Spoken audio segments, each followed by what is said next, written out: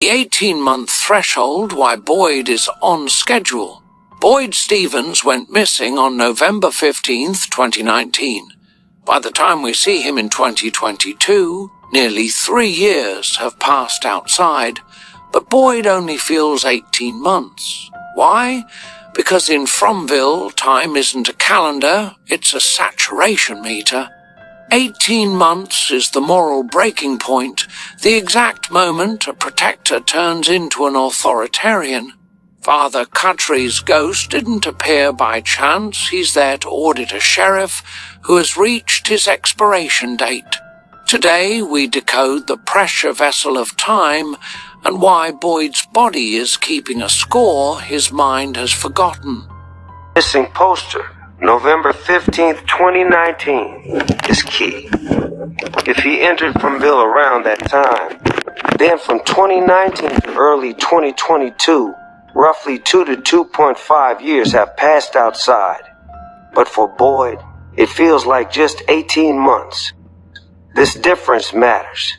In Fromville, time isn't linear, it's tied to the length of rolls rather than the calendar. When Father Cutrie says about a year and a half, he means Boyd's time as sheriff, not the outside world's timeline. Boyd accepts this because it matches his sense of time. Symbolically, 18 months marks a stress threshold. Leaders often waver during this phase. Hope can shift to a need for control, and protective roles may turn authoritarian.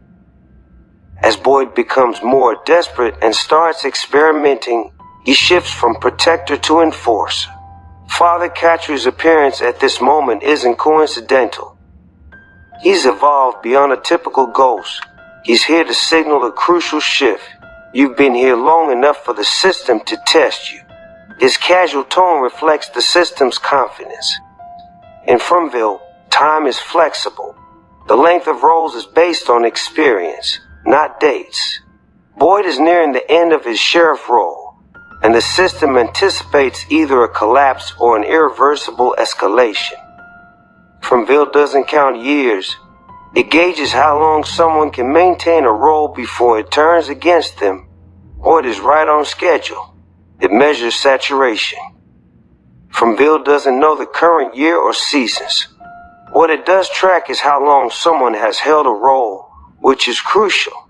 The moment Boyd fully embodies his role as sheriff. Nonlinear time doesn't mean chaos. Think of Fromville as a pressure vessel where time bends and memories loop. Pressure builds predictably. Each choice Boyd makes, authorizing violence, overriding consent, adds weight to his role. When that weight reaches a certain density, the system reacts. 18 months represents the average person's ability to handle that moral burden without breaking down. Boyd feels this weight but doesn't question it. He instinctively accepts Catrie's estimate.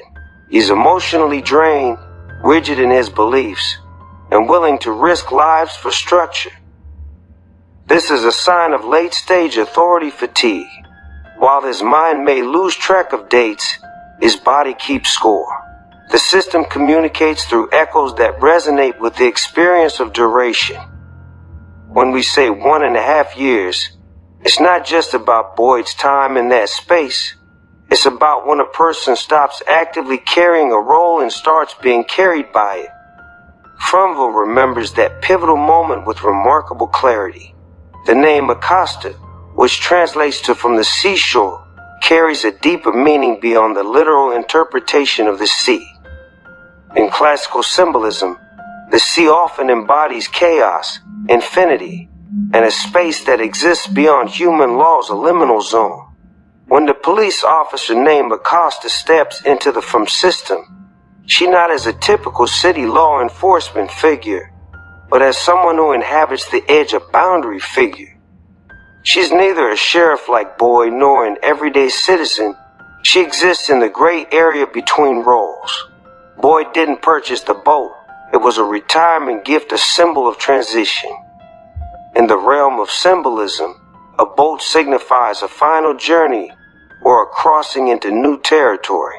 It's not merely about sailing. It's about moving from one state of being to another. The old world comes to an end and a new one beckons.